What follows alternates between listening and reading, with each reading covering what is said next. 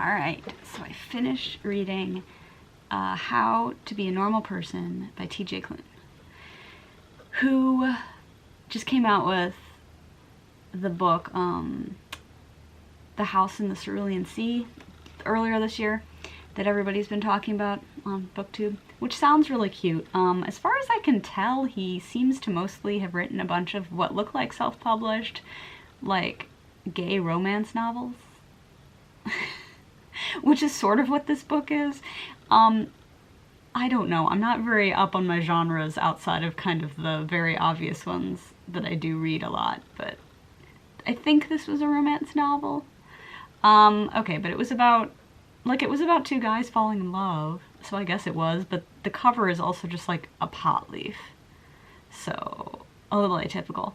But anyway, I read this because for some reason several years ago I had heard that it has an asexual character, which it does, and that's why it was on my radar. And so, you know, this year I was like finally like, all right, put it on the list for reading it. It was funny, it was cute, it was like very frivolous and silly, and a lot of it was kind of, I don't mean this as an insult, but I would compare it to a fluffy fan fiction, basically.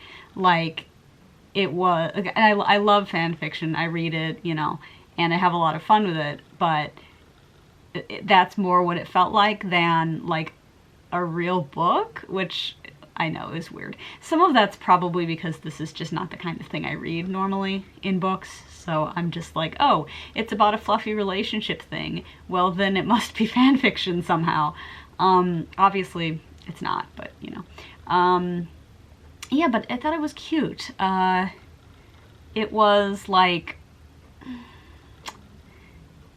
it was pretty basically just about this guy who has he has this like very boring life, and he lives in this little town in Oregon, and then one day a lady who runs the coffee shop's nephew comes into town, and he's a hipster.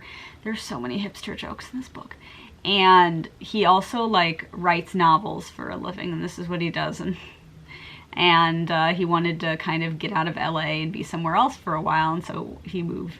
So, you know, he comes to help his aunt at the shop and to write and to just stay with her and hang around. And the two of them fall in love. I thought it was fun. Gus is the main character, and he's a very strange person. Also, like, most of this book was funny, but then it kept just absolutely punching me in the gut with feelings, because there's also this whole thing where Gus's father died 3 years ago, and so they keep talking about that, and I'm like, oh my god, I'm trying to have a good time, and now I'm crying, why? But I think, you know, honestly, I think though that went a long way to making Gus really a likable character just immediately, which is good, because otherwise, obviously, I wouldn't have cared about anything that was going on.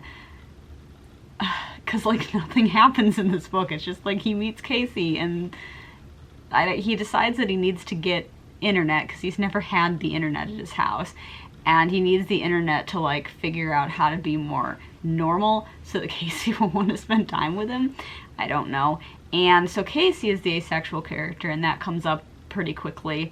And they do talk about that throughout the book, which was cool.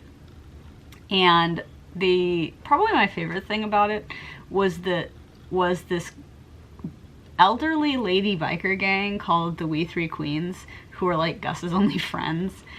They might be sisters, or they might be polyamorous lesbians, and we don't find out.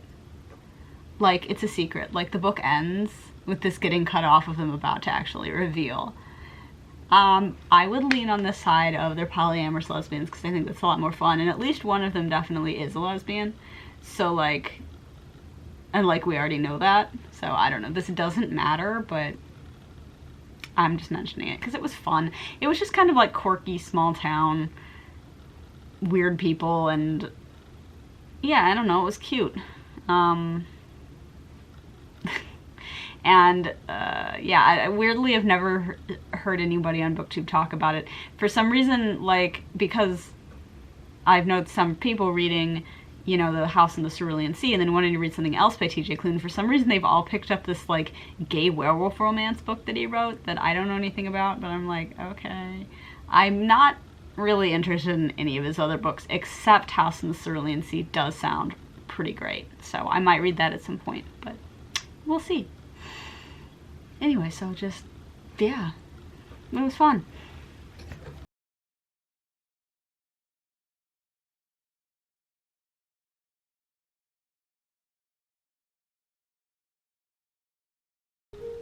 Hey, so I finished another book, this time in audio, so again I can't show it to you, but it has a really pretty cover, The Obelisk Gate by N.K. Jemisin.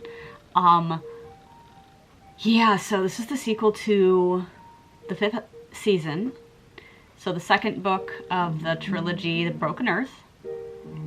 It was really good. I feel like when I talked about The Broken Earth, I think in October, I really didn't talk about many details. I pretty much was just like, this book was fantastic, the end. I think I have a bad habit of, if I think a book is worth like the highest praise, then I'm just like, you should just read it and I won't tell you anything, which is stupid. And then I talk more about books that I'm like, I had issues with this. Like going on for 10 minutes about a book I didn't even really like that much. Anyway, so The Obelisk Gate continues to follow the main character, continues to have large chunks of it in the second person, but by the end you figured out like who is actually doing the narrating, which is interesting, because it never occurred to me in the first book that the narrative voice was like coming from someone specific, but it is. A lot of shit happens in this book, especially at the end. My favorite character, Alabaster, is there. That's all I'm gonna say. I'm trying not to be super spoilery about this. But also in this book we follow the daughter of the main character, and kind of the vague plot of the first book was she was trying to find her daughter, which never ended up happening. But in this book we find out where her daughter's been this whole time, and then we follow her as a character as well. There's just a lot of crazy stuff. I really liked the part where Alabaster is teaching Essun some stuff, and then he says, oh, there's this strange mystical thing, and like the ancients or the people who created it or whatever had a word for it, which we don't, and the word was magic. And I'm like, what? You don't have the word magic? Which I kind of loved, because it made magic seem like a real thing, which of course it is in this particular world, but I don't know. I can't explain that one, but I liked that. I was like, oh ho ho, they called it magic. But anyway, so and that is somehow distinct from orogeny, which is what they call their ability to like interact with rocks and stuff. That's different from magic. I don't know. But anyway, yeah, I thought this was a really good book. I mean, Essun is still kind of,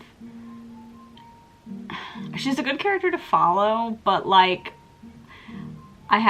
don't care about her that much. I don't know, I feel bad because like, okay, the big, spoilers for the first book, but the big thing in that book is you realize that all three characters the story is following are the same person at different points in her life. And also that the one that she is currently is the least interesting of them, even though she is also those other people, so it's kind of weird. But Essun is, and also the other people who she was, as a character, as a whole, she's kind of slow on the uptake. That's the thing with her, is there so many times when the book will be like, and then I realized, and then you realize this, and I'm like, what? I thought this was, I'm like, I thought this was a given. We're realizing this? Okay. But, yeah. I mean, it's not that bad. I mean, maybe exaggerating a little, but it happens a couple of times in each book where I'm just like, really? I thought we knew this. I did not realize this is a thing we need to realize. But yeah, there's a lot of crazy stuff in this book, truly, like a lot more about the Stone Eaters. I don't know. I feel like, why even, whatever. Pretty wild. I have speculations about some stuff that happened right at the end. I'm excited to read the next book. I also am amused that this leaves me kind of at the end of the year with 3 really fantastic trilogies that I have 1 book left to read. So I'm like, what am I doing? Finish something. But,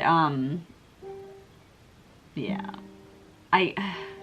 I don't know, I mean, actually, of the three, so it's like the Poppy War trilogy, this trilogy with the Broken Earth, and then the Imperial Raj trilogy by Anne Leckie. And probably the three of them, I'm going to guess that I will finish the Broken Earth first, just because I can get the audiobook really easily. Don't have to go to the library, which I can't even enter the building right now, currently.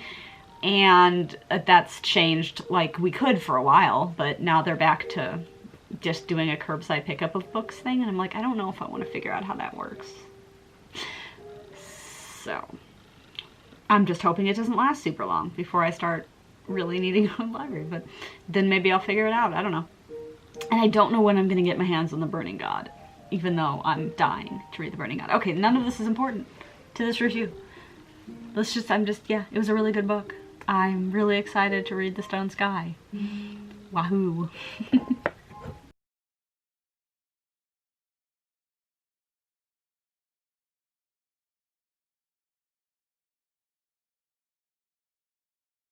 Alright, hello. It is the end of the month, and I need to finish up talking about December, so I have 2 books to talk about today. And we're beginning with Quantum by Manjeet Kumar. So I have finally finished this. It took me like a month to read it, but, you know, I was going kind of slowly. But I would say that, you know, it's not that it's hard to read. It's just, quantum physics is just, like, so hard to understand. And I would say that this book does a good job of explaining everything, especially since what he does, a lot of it is really go into, like, chronologically how certain things were discovered or kind of logicked out. I mean, a lot of this is like, you know, it's theoretical physics, and honestly, a lot of theoretical physics is just making shit up. Like, no shade to theoretical physicists, I guess, but a lot of it's just like making up something that fits kind of the info you have, but then also you have to look for more evidence for it. I don't know, it's a very backwards way of doing science, frankly. But I say that as a biologist, so I'm kind of functioning in a completely different kind of science, really. But anyway, this is a good book. What's she about? Einstein, Bohr, and the Great Debate About the Nature of Reality. This book takes like fully 2/3 before you actually get to the debate about the nature of reality, because this poor guy has to explain like quantum mechanics, and nobody understands quantum mechanics.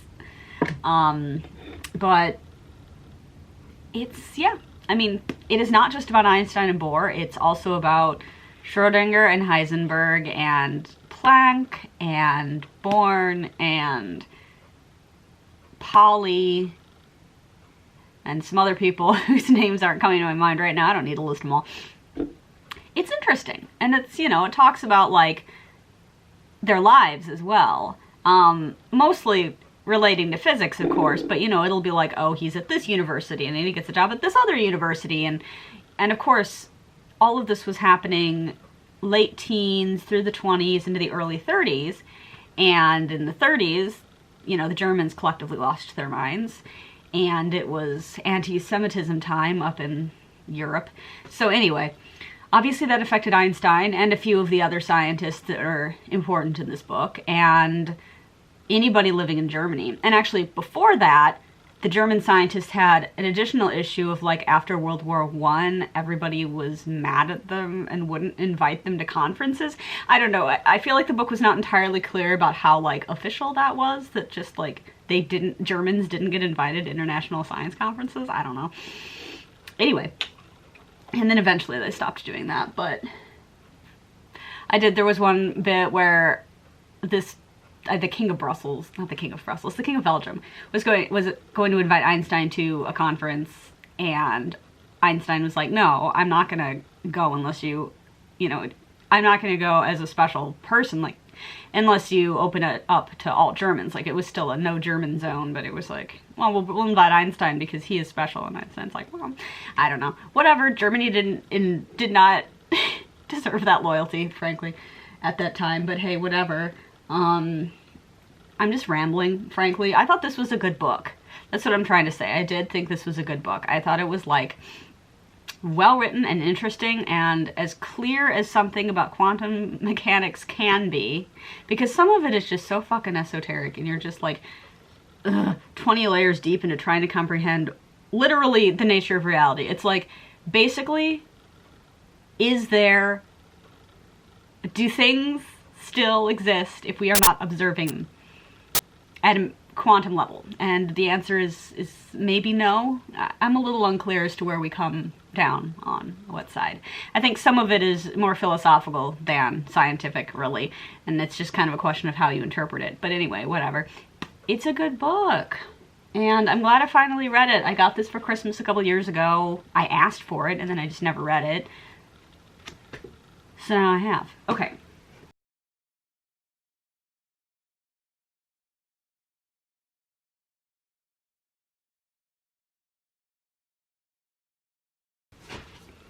The second book I'm going to talk about today, I had a much less positive feelings about. That's The Guest List by, don't remember her name,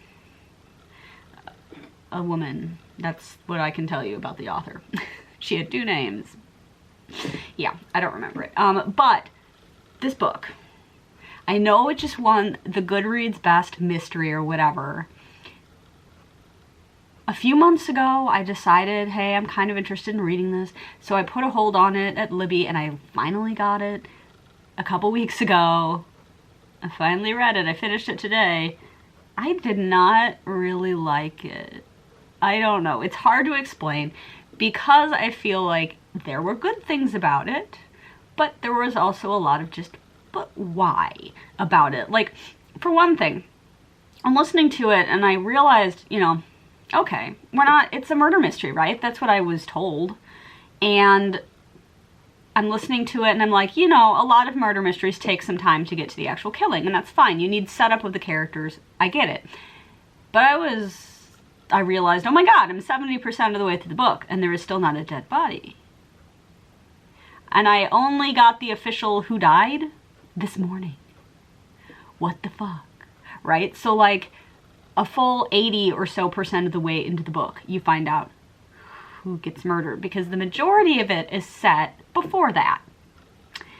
And it also does this weird thing with time, where most of the chapters are the day before, or earlier that day, and then occasionally there are snippets that are set at now, which is the night after the wedding, and that's when it seems like someone may have died, but it takes a god-awful long time to get to that. It's like everybody's having the wedding party in this big tent, and then the power goes out, and then after it comes back on, this waitress comes in later and is all freaked out because she went to get more like something from the building, and she thinks she saw something when she was coming back, and she thinks it was maybe a body.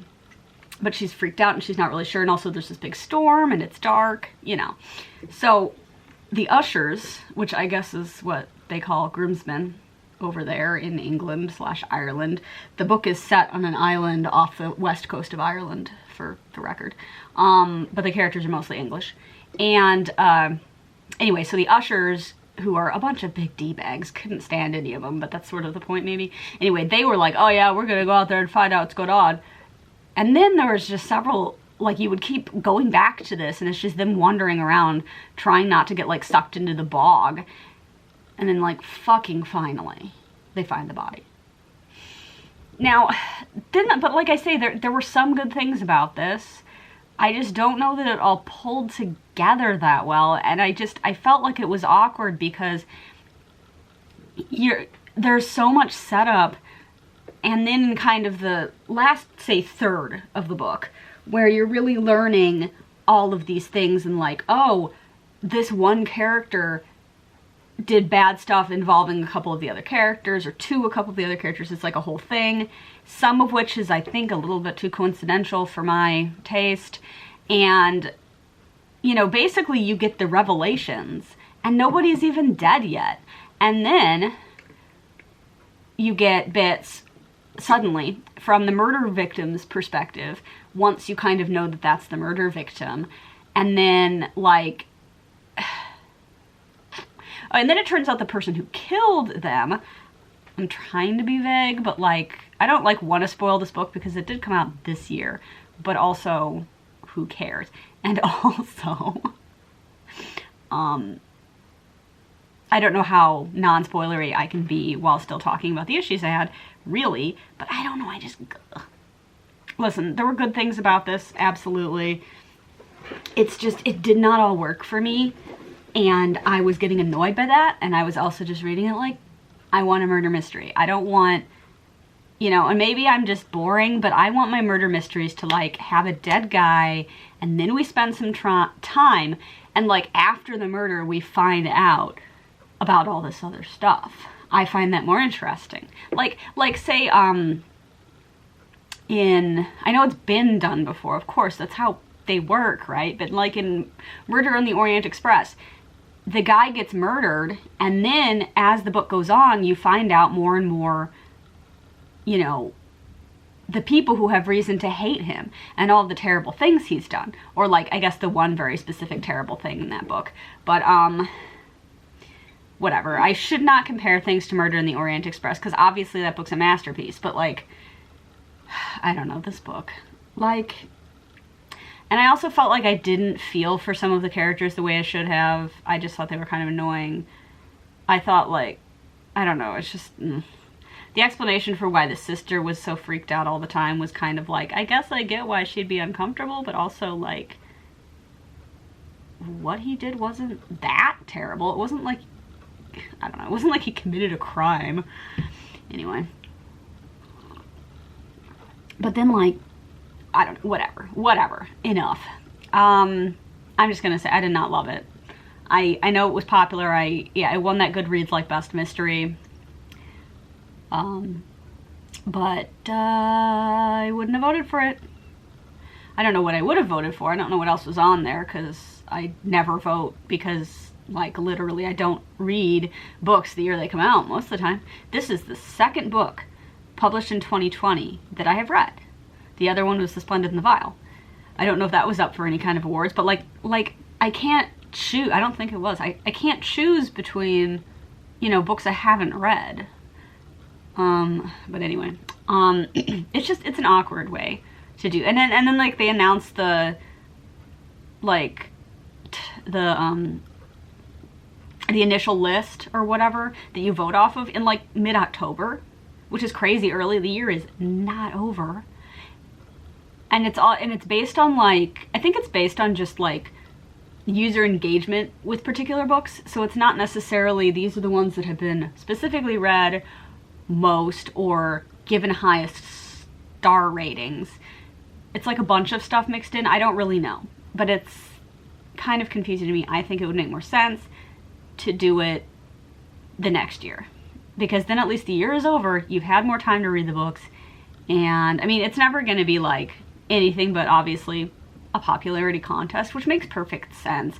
Like, aren't most awards in some way, but especially since it's a sort of people's choice type thing. Anyway, who cares? No one cares about this. I don't even care about this. When I watch videos on on BookTube of people whining about Goodreads, I'm like, who gives a shit? So I should probably stop. But anyway, yeah, so I did not like the guest list. It was not satisfying. The only thing, like, I do appreciate that the killer was not one of the myriad people that could have very clearly been the killer. I kind of liked that it was like, okay, it's a little bit more sneaky than that, but I don't know. It wasn't it. Okay, enough.